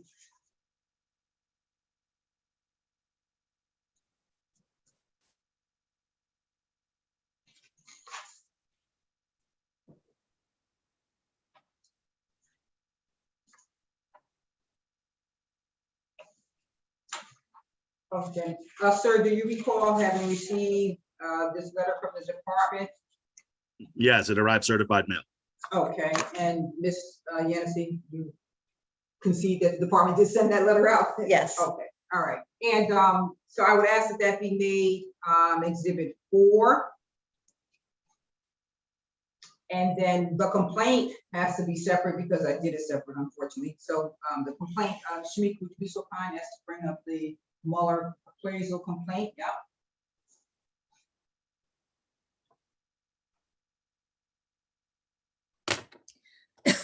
Okay, sir, as part of the department's letter, did you receive a copy of the complaint relative to today's proceedings? I did. Okay. All right. So I'm going to ask that that be made exhibit 5. And then last but not least, there was an email that was sent on October 3rd. Shamika, would you be so kind as to get that email? Yes, bring that up. And sir, did you receive an email indicating that the proceedings were to begin at 10 o'clock today? Yes. Okay, all right. And I would ask that this be made exhibit 6. Okay. And this also had the complaint attached to it. Okay, so, Ms. Yancey, could you now tell me what is the status of this matter?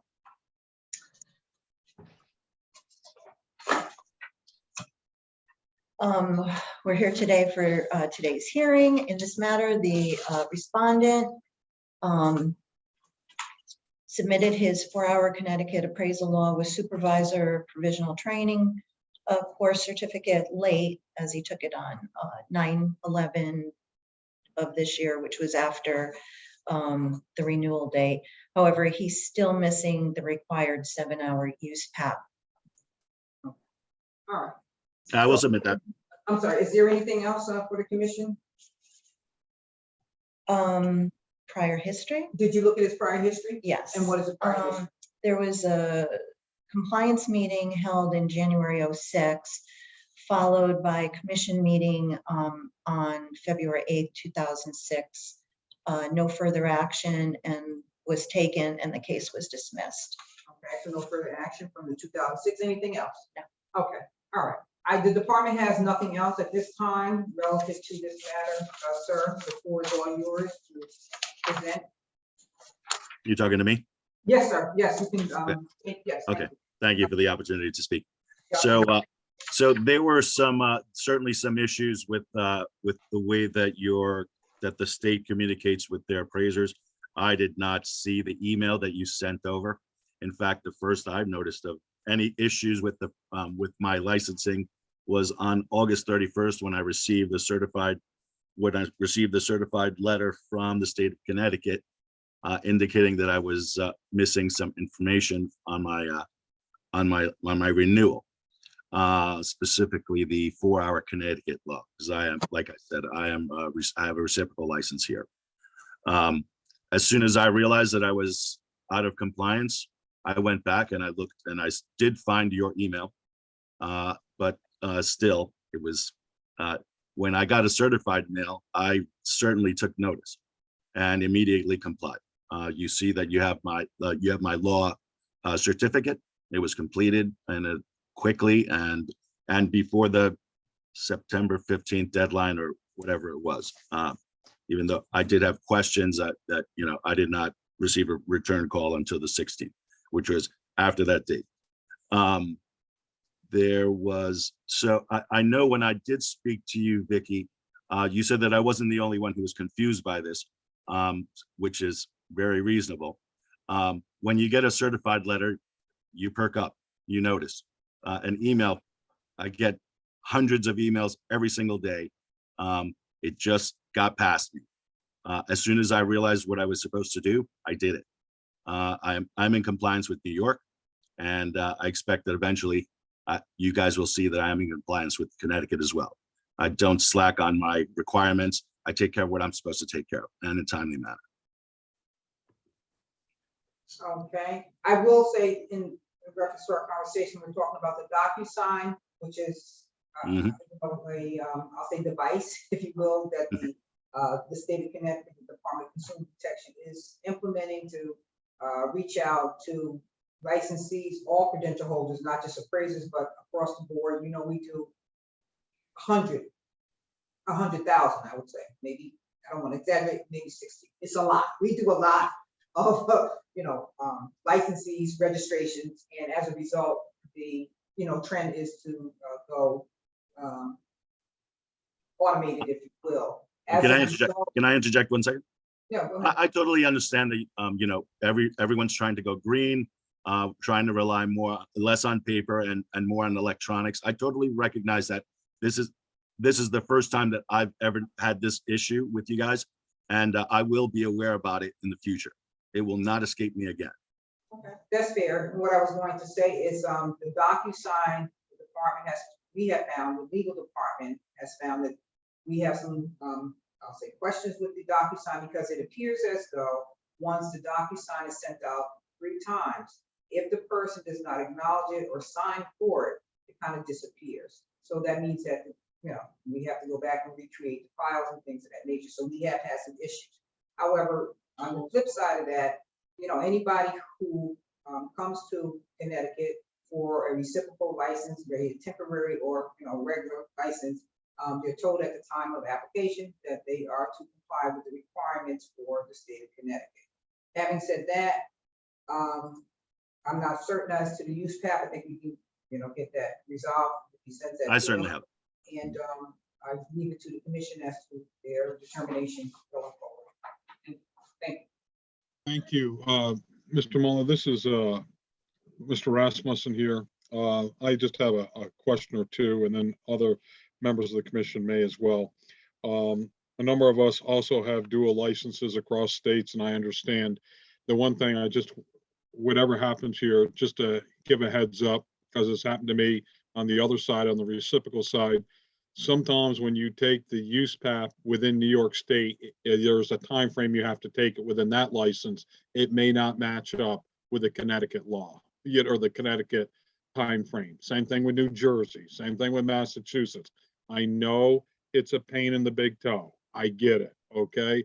But it's just one of those things we all have to deal with. So I just wanted to, going down the road, how many times I've had to go and take the same use path class over in Poughkeepsie or whatever the case may be, just how it goes. I understand that. When did you take the use path class? I certainly took the use path class, I believe, within your time frame, from the 2020 to 2022. I certainly took it because I renewed my license, my New York license, in that time frame. Okay. But I actually have to renew my New York license in a couple of months, in about 4 months. So I just took the use path again. Right. Okay. And you've had a Connecticut license for some time, because did I hear something? There was a matter and it was resolved back in 2006. Am I correct with that? Yeah, that's correct. Okay. Okay. Fair enough. I'm just going to open it up to other commission members. They may have questions. Commissioner Galvin, Sepso, Hawkins, questions before us here from Mr. Muller, excuse me. Thank you. Okay, I'm hearing no other questions from fellow commission members. Hearing none, do I hear a motion on this matter to be considered before us by members of the commission? I just want to say that, excuse me, before anything said, I always have the investigator double check. She said that the use path course that's an e-license is from 2018 to 2019. So we need to get some updates for the use path for sure. That's no problem. Okay, I just wanted to make sure that was clear. Yep. Okay. I understood. Mr. Muller, do I understand that you've just taken, and maybe I'm mixing and matching here, that you've just taken use path within the last month or so? Yeah, yes. Okay, that's what I thought I heard before the 15th. In addition to within the time frame that you require. Okay, fair enough. Okay. Again, anything with my fellow commissioners? This is John Galvin. If we're in discussion right now, but if I'm inclined to think that if he was only missing the law module, that we'd be consistent and waive the fee. So I'm willing to make a motion that we waive the fee, provided that he submits satisfactory approval, a completion of the use path within the time frame required for the previous license. If he has not done that, then I'm inclined to impose the fine. Okay, that's discussion right now, right, John? Yeah. Okay. Commissioner Sepso, Commissioner Hawkins, comments, thoughts? Okay, hearing none. Not on that one. It's okay. I think that's okay. Okay. Norris, any comments? I agree with John 100%. Okay. Therefore, if we want to move this forward, is there a motion that wants to be put on the table by the commission? Okay, I make a motion that we waive the fee, provided that he can demonstrate that he took the 7-hour use path class within the required time frame for the cycle being approved. If he has not done that, then the fee of $400 gets imposed. Okay, and just so the record is clear, The commission is suggesting or recommending that we waive the fee, that the department waive the fee if completion of the 7-hour use pack is within the time frame of this CE cycle or the CE cycle that we're talking about. And if not, then he has to pay the $400 fee. When would that fee amount and be paid? Because he's already indicated to move forward. When would that be paid by if he doesn't provide it? Is within a month, is that sufficient? October 31st, I'm trying to clean up everything. That's October 31st. okay, thank you. October, if, that's only if. It's only- We have a motion on the floor. I'll Do I second have a do I have a second to the motion? Second. Okay, Norris has a second. Discussion points among the commission members. How was it? Okay, hearing none? One last time, any questions to be put forth? All right, hearing none, I'll call the motion to a vote. Ayes for the motion on the table, Aye. nays, abstentions. It is passed, it is moved forward. Okay, Mr. Mueller, do you understand? You know, you showed to the commission that you took it and then you've heard what has been said. Yeah. Vicky, is it okay if I email it to you? Great. I appreciate your time, Commission. Thank you so much. All right, thank you. And get that to me as soon as possible. We should be all set. Will do. Thank you very much. Have a great evening. Thank you. All right, have a great day. Okay, I'll wait for Vicky to get her next file ready. And are we talking about case 20-022-224, Vicky? And just one moment, Debbie has to get her power cord, so we're gonna take a 1-minute break if we may. Okay, Is that okay? She has to get her power cord, yeah, so we're just gonna take a 1-minute break. okay. If that's okay, but in the meantime, I can ask Shamika to please bring up the, I wanna say the next person is 22-224, Tim Lamb. Okay, hi, I see you here. Yep, ready to go. So we're gonna bring that file up, his file up, if you'd be so kind, Shamika, and we'll wait for Ms. Yancey to get her power pack. What I will do, Vicky, in the meantime, to help move things along, Mr. Lamb, I did see you here a moment ago. He's here. Okay, although I don't see you on my screen, can you please raise your right hand? Do you swear and to affirm that you did tell the commission here the truth, the whole truth, and nothing but the truth on the matter before us? Yes. Very good. Could you please, for the record, give your name, spelling out your last name, your place of employment, and your most current email address? My name is Timothy Lamb. That's spelled Lam. I'm actually currently unemployed, looking for work. And my email is tplam91@gmail.com. Very good. Thank you. I'm going to hand this over now to Ms. Bullock for. Okay, I'm going to have to do things just a little bit different, only because Ms. Yancey has to step away because she doesn't have her power pack. So I can just ask some of the questions that I need to ask, and then we need to fill in the record, go backfill once she gets here. Sir, it's my understanding that you had received a DocuSign document from the department. Is that correct? Yes. Okay, Shamika, she's right on point there. You can bring that July 8th document up. Yeah.